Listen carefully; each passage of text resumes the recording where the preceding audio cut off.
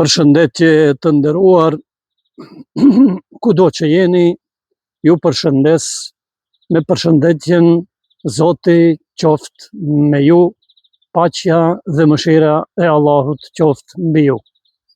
Para se të filloj me videon e radhës, dua t'ju bëj thirrje që të abonoheni në kanalin tim. Islami është ndryshe. Unë jam Hidayet Fetahi, jam ekonomist, përkthyes dhe interpret interkulturor dhe teolog musliman. Studimet për teologji të larta, studimet e larta islame për teologji, më falni, kam kryer në Universitetin e Friburgut në Zvicër. Tani dua që të pyes se a je shërbetor i Zotit ti. Dhe ti po më thua, po mirë. Nëse je shërbetor i Zotit, atëherë si ka mundësi që të shkelësh mbi urdhrat e tij, e që janë drejtësia, sinqeriteti, mbajtja e fjalës së dhënë, morali i mirë, modestia dhe promovimi apo përkraja mbështetje e të vërtetës. Unë vazhdoj të pyes, a je në të vërtetë shërbetor i Zotit ti? Dhe ti vazhdon të më thuash, po mirë. Si atëherë ka mundësi që të jesh kaq bukshkelës? Si ka mundësi që të jesh kaq mos mirënjohës? Si ka mundësi atëherë që të jesh kaq shpifës? Si ka mundësi që të jesh kaq gënjeshtar? Si ka mundësi që të jesh kaq tradhtar e kaq lakmitar? Po a nuk të tha Zoti ty dhe mua në Kur'an? Ji me të sinqertët.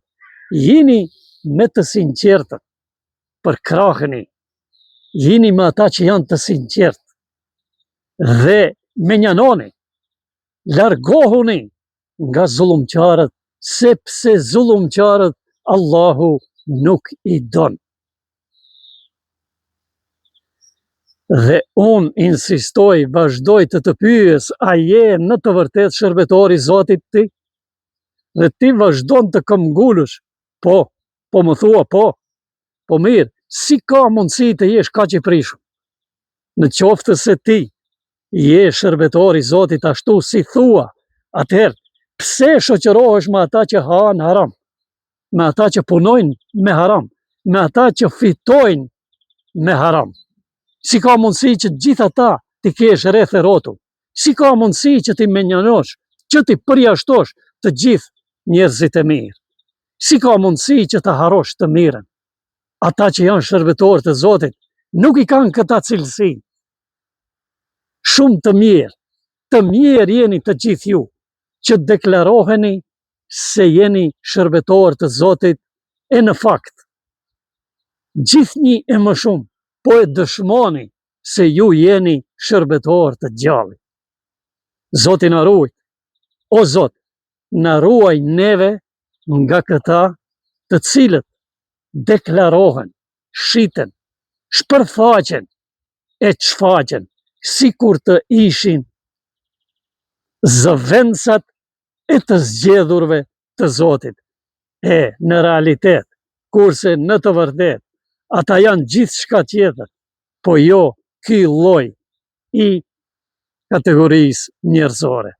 Ndaj, o Zot, na ruaj neve dhe ne duhet të jemi jashtëzakonisht falënderues. Se si erdhi deri aty puna që ne të përjashtohemi nga këta të ashtu quajtur shërbetorë të Zotit, e të cilët në fakt nuk janë. Përkundrazi, ne nëse nuk jemi aty, ne duhet të jemi shumë të kënaqur, sepse Zoti na pas ka dashur shumë.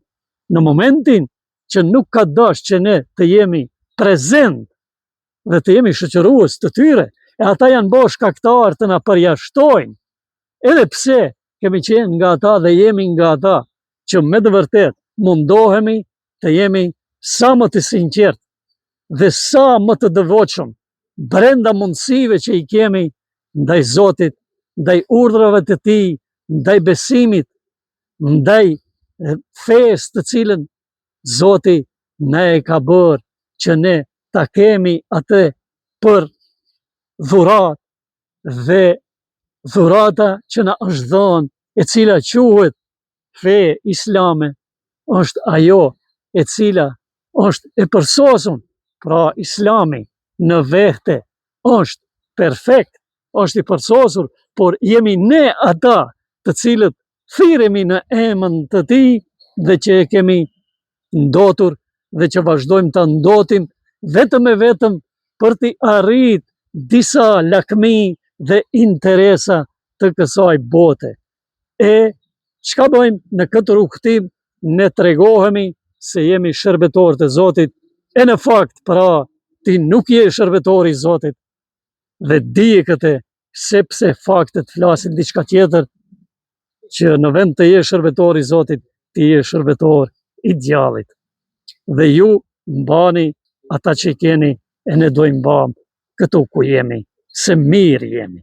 Dhe është shumë mirë që nuk jemi aty ku jeni ju dhe ku bani pazare të djallit.